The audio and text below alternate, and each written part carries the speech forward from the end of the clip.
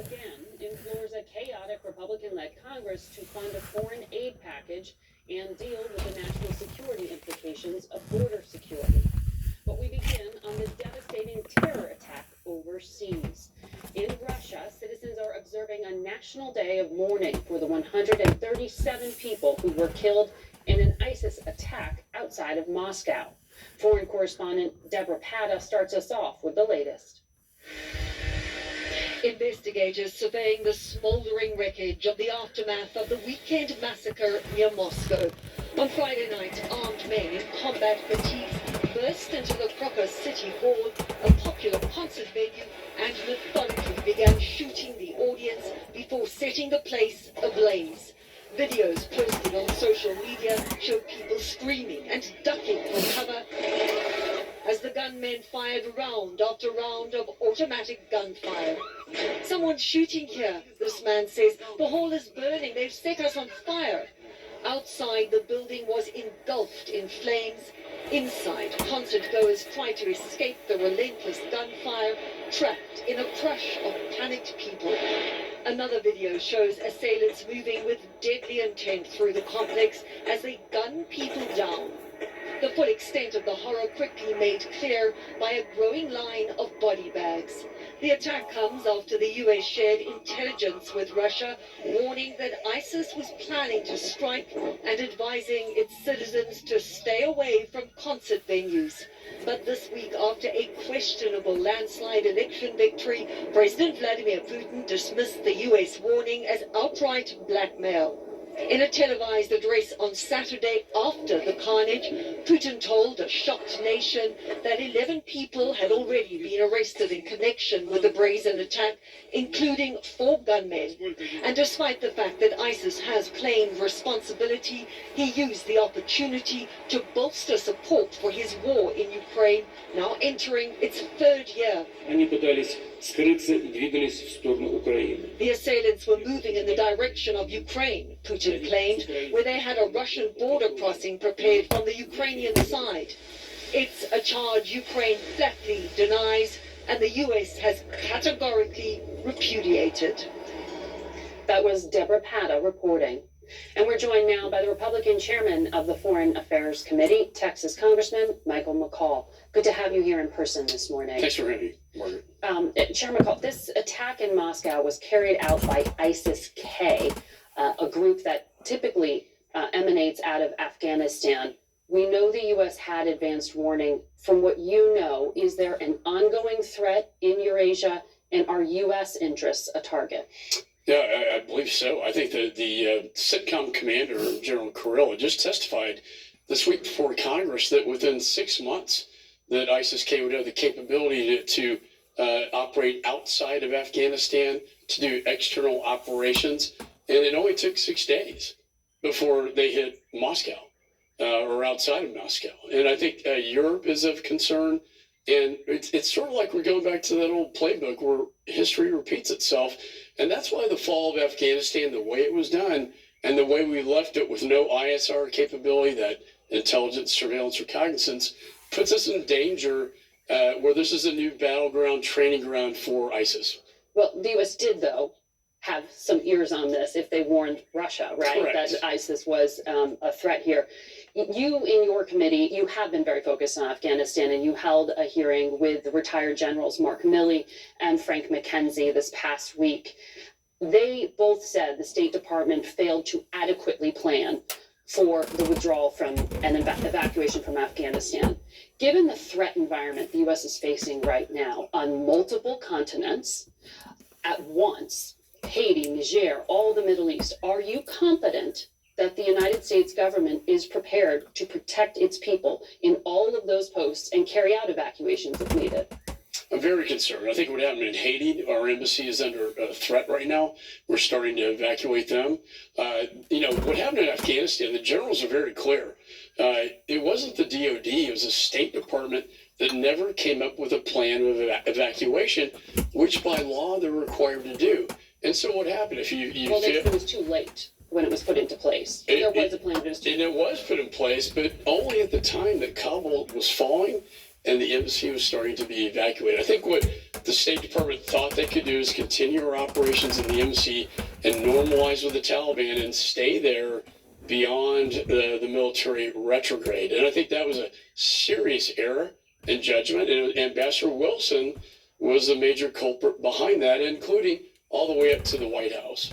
Well, the State Department has pointed out that the Trump administration that brokered the deal for withdrawal could have planned for an evacuation and did not. What do you make of that? Yeah, they're by law required to plan. I think DOD was starting to pick up the slack. You know, we saw the threats coming in, the threat vector. The IC was telling us it was going to fall fast. The DOD knew this, and the State Department seemed to have these rose-colored lenses on. When you listen to the White House, you know, press comments about how it's not going to be like Vietnam, everything's fine, and it wasn't.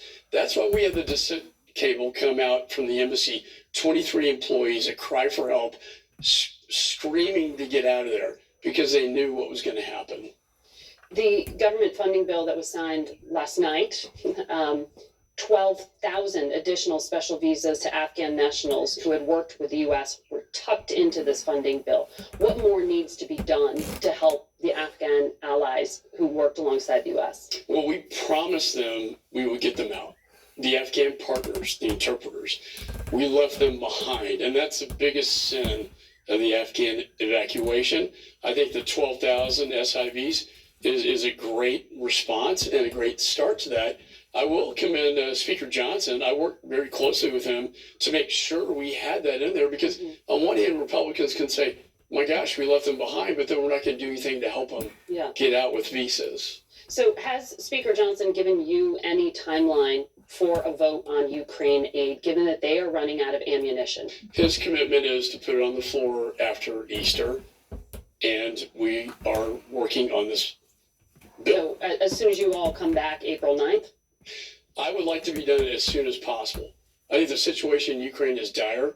The front lines are we can't, if we lose in Ukraine like Afghanistan and lose to Putin, let him, take over Ukraine and Moldova, Georgia, and abandon our allies like we did in Afghanistan. Does that make the United States weaker or stronger? Well, I think weaker. Why isn't there that sense of urgency on the Speaker's part? I mean, respectfully, this has been stuck in the House for weeks. You have been warning about this. It needs to be acted on. He understands this. He is in a very difficult spot. And this, motion to vacate the chair thing, I believe he's committed because he understands national security. He leans on, myself, the chairman of Armed Services, House Intelligence, for advice on this, and he knows how important this is. So you trust that this will be voted on? Because as you just mentioned, that motion to vacate was just introduced by Marjorie Taylor Greene. This is an effort to oust him. She has put this in place. You're all headed home to your districts. You are all going to be asked about this. She's the only one so far saying she wants to oust the Speaker. Will she stay the only one? I think it's indicative that even Matt Gaetz, who is the architect of ousting McCarthy, is saying this would be a huge mistake because it could actually throw the balance of power over to Joaquin Jeffries. And I think that's one argument. I think the other argument is we don't need dysfunction right now. And with the world on fire the way it is. Dysfunction right now? Well, we do. And with the world on fire the way it is, we need to govern. And that is not just Republicans, but in a bipartisan way, get things done for the country that's in the national security interest of the United States. This is not just Ukraine, it's Israel and Indo-Pacific as well. Before I let you go, 11 aid organizations have issued a letter saying that Israel is standing in the way of aid deliveries in Gaza, their firsthand experience. Do you doubt their testimonies? I think we are having difficulties. I talked to, Cindy McCain yesterday, World Food Program, David Beasley, her predecessor. Look, logistics and security are the issue. Israel knows it's important to get that humanitarian assistance in because for a lot of reasons. We have to stabilize southern Gaza, but they also need to go into Rafah and take out Yahya Sinwar, the head of Hamas. So that's a competing interest here. Unfortunately, the ceasefire talks, I think Hamas is playing. Director Burns talked to, the Israelis. They agreed to the ratio. I don't think Hamas will. They're not playing fair. Chair McCall, thank you for your time today. Margaret, thanks for having me. We turn now to the former Speaker of the House, Kevin McCarthy, who joins us this morning from Bakersfield, California. Good to have you back on the program, sir. Thank you. Thanks for having me on. So since you left Congress, we've had 4 high-profile Republican departures, including Mike Gallagher, a young rising star, someone you put in key positions, announced retirements, including from one of your lieutenants, Patrick McHenry. Is the chaos within your caucus driving these departures? I think it's causing some of it, yes. I mean, the difficulty here is when you allow 8 Republicans to join with all the Democrats to determine who can run the House when 96% decide one way, it creates some chaos. They've got to move through this, put the country first, and be able to move on. I think they're able to do that. Speaker Johnson is doing the very I want to best say to job my he can. viewers, as they're still interviewing this prior speaker, all the chaoticness that happened during the Afghanistan war is now starting to show up pertaining to ISIS being to reform themselves, and they wouldn't have been able to have done this, I don't think, not as quickly, if America didn't leave all those American military instruments as well as pieces of equipment over there that now can be remodified and jumped upon. I also think that this is just another beginning phase where the Bible talks about that in the final last days that we will be living in perilous times. And the word perilous means dangerous. That it's not just dangerous for the American people. It's not just dangerous for the people over in Israel. It's dangerous for people all over the world, those that have been fumigating themselves in a decent, civilized way. And yes, that includes Russia, because whenever you see citizens attacked the way that they was attacked in that, I guess it was a theater or something that was going on, whenever you see citizens attacked, it don't matter if it's American citizens, Russian citizens, it don't matter if it's Chinese citizens, China citizens, Afghanistan citizens, or whatever, whenever you see citizens attacked, you know that now you're no longer playing by the same set of rules as far as military on military, but now you're dealing with people that's got military advancements or military training that's willing to attack the citizens of any and all countries. So yes, we are definitely dealing with something today that who would have thought 25, 30 plus years ago we would have been dealing with, especially since after 9/11, that now this stuff is exploding or accelerating on levels that who would have ever thought that this would have happened. And for Putin to have done what he done only once more proves his hand in how evil and demonic that he truly is towards wanting to make something and turn something around towards making it look like it was the American people's faults, or that he never was given any type of warning to his own people pertaining to the citizen base over in Russia. Our American government has always downplayed anything that he says and what they say pertaining to the Russian government. Not the people, but the Russian government. And because those people have been bamboozled, because those people have been brainwashed, because those people either don't have the nerve or don't have the ability to stand up against their own government, that's the reason why that we know that Putin and the Putin government over there, going all the way back into, I guess, Brezhnev, is a evil, evil empire. There's no ifs, ands, buts about it. And until those citizens over there recognize this and are willing to do something about this, not just against Putin. Keep in mind, Putin is just the the playing horse that everybody wants to look at. There is thousands of oligarchs below Putin that's influencing Putin for Putin to be who Putin is. He's just the trophy that you put on the mantle to look at.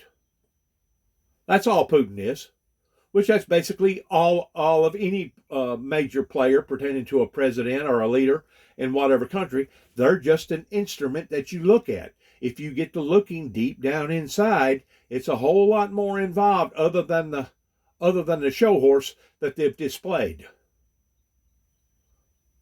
So this terrorism thing is only radicalizing and getting worse, not better. And it doesn't matter if it's here in America. It doesn't matter if it's any other parts of the country. I think drugs has had a big part of it. I think the seriousness of what happened during COVID has had a big part of it. And I think that people being evil-minded and evil-hearted towards them not having a good heart is probably one of the major players in it, because just as the Bible talks about that in the last days, evil will rise up because it knows its time is short. It knows that it has failed in this competition.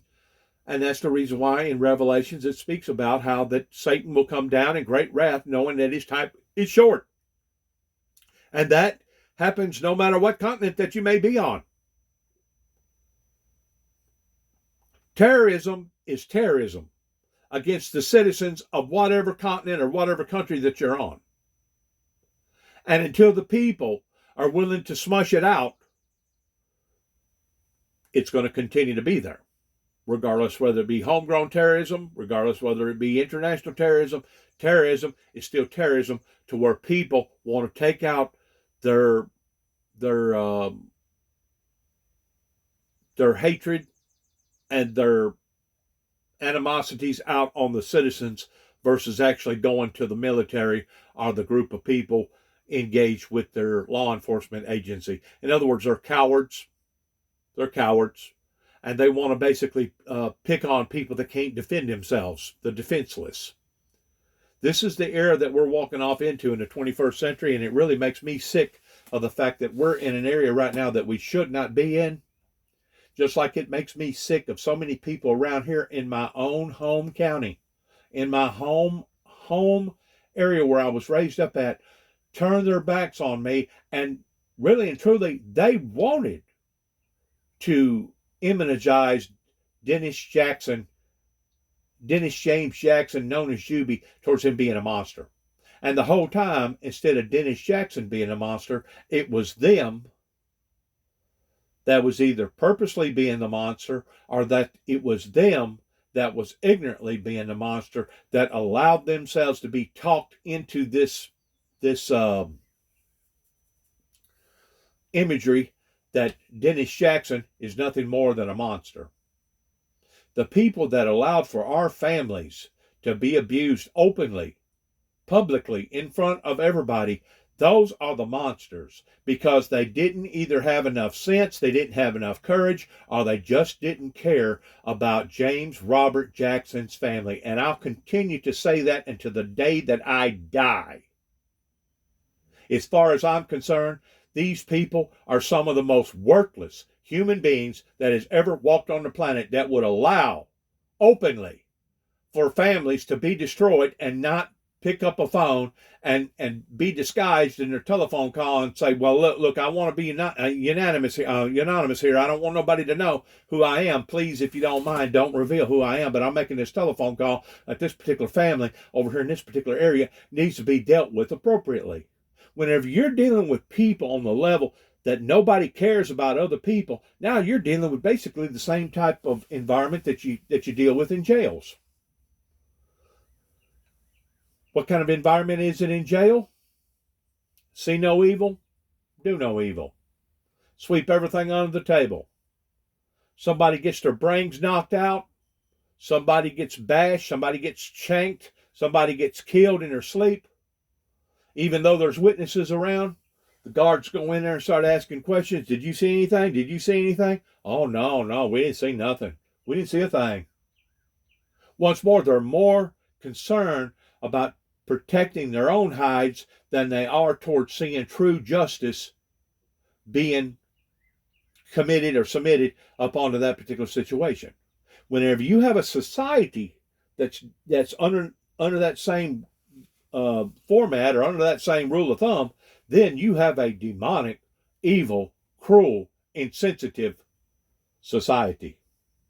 No ifs, ands, buts about it. And that's basically what America's turning into, because people just don't care, or they're scared to speak out. They don't have the money to put up, even though Trump's trying to maybe use the merger of his social media company to get some leverage here. It is clear the Attorney General of New York is moving very aggressively, already has a file in Westchester County to begin the process of seizing assets in that area of New York, and she could use a marshal or a sheriff to begin freezing Trump's bank accounts and taking prized properties like Trump Tower and 40 Wall Street in the coming weeks. What are the political ramifications of this? Obviously, they're huge financial and personal ones for Mr. Trump. Even as he faces this financial... They're doing to Donald J. Trump the same as they do the small man. They're just doing it with him on a bigger level. In other words, if they can make things so difficult for a person that it costs them so much money to get out of every time they get in trouble with the system, eventually they'll quit getting in trouble with the system, because they realize that the system is out to break them. The system is out to basically ruin them. And that's what they was doing to me up there in Kentucky, knowing that I had not threatened any of those officers up there, and knowing that I was not stalking them, but they wanted to use that for their excuse to justify an illegal act by going across state borders and going down to Oklahoma City, Oklahoma, and nabbing me up and dragging me back to Trigg County, Kentucky, about two particular people, Gary Hawkins and Lisa Hawkins, that I had no earthly idea basically who these people was, where these people come from, where these people lived, or anything about these people. And to be quite frank with you, to this day, I still don't want to know nothing about these people, because as far as I'm concerned, anybody that was willing to commit an illegal act like happened up in Land Between the Lakes, there is going to be a special place for hell for these type of people.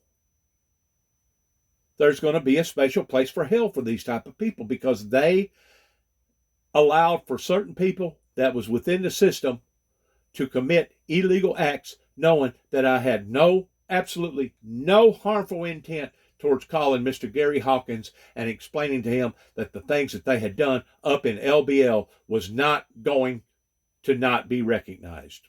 That's basically what I said. And that it was all a big misunderstanding.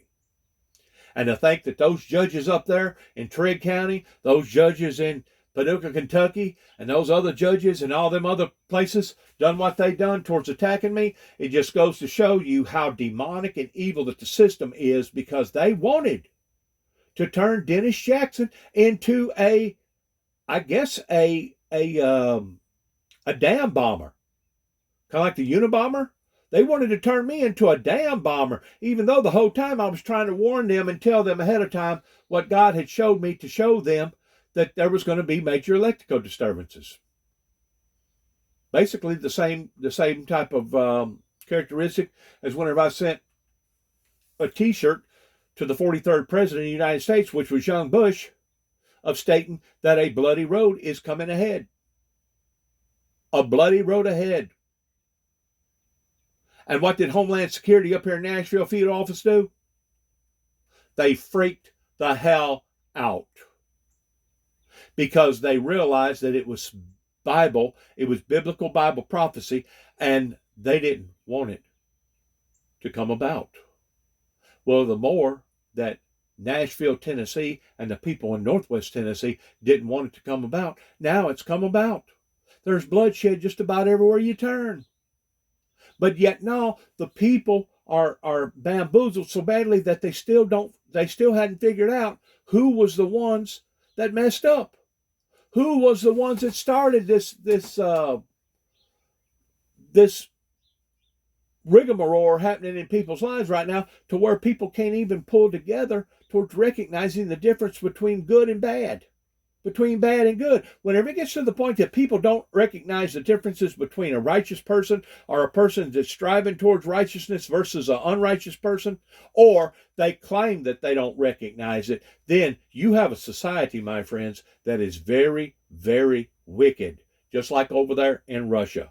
You got a president that basically laughed at our intel, knowing that our intel was trying to help the citizens of Russia. But what did Putin say? Putin said it was blackmail. We was trying to blackmail him. When you have evil that is that distorted, that it cannot recognize the difference between the dark forces and the forces of light, then you have a wicked, wicked, demonic society. And it don't matter if it's the continent of Russia, it don't matter if it's wherever it's at. You have a wicked, wicked society. And whenever you have this much wickedness and this much wrongfulness going on, that's whenever you have to worry about God the Father stepping in a flaming fire, taking vengeance upon them who know not him, and upon them who obey not him, and burning down any and everything that's burnable upon to the planet while he's resurrecting his saints from the planet. While the saints are rejoicing up in heaven, that's whenever total, absolute hell will bust loose down here up onto the planet pertaining to the Homo sapiens that obviously didn't know the difference, or claim it they didn't know the difference, or just wasn't willing to recognize the difference between good versus bad. This resource to the Chinese. Find out on 60 Minutes tonight. The news doesn't have to always be depressing. It can be uplifting. The KFES 12 weather app. Well, we have the 1988 occurrence that happened with the Ronald Reagan to blame for that. Just like in a way, we have the deal that recently happened with the terrorism of advancing the Afghanistan people to the point that now it's like turning them on steroids, because now they've got proper equipment and proper mechanisms to be able to advance, basically putting them where they are today and being able to do what they done to the citizens over in Russia. Not the army, not the government, but to the citizens. That's what makes it a terrorist attack. Welcome back to Face the Nation. We go now to Georgia Democratic Senator Reverend Raphael Warnock. He is I'm going to turn it off. I don't want to listen to no more of this. The only reason why I wanted to listen to that was because of the seriousness of it. But this game that they continue to keep playing in America, regardless whether it's the Republicans against the Democrats or the Democrats against the Republicans, is only speaks volumes about how out of control that our own government has become towards not being a subservient to the will of the people and being able to govern or shepherding the people that needs to be shepherding. A failure, basically.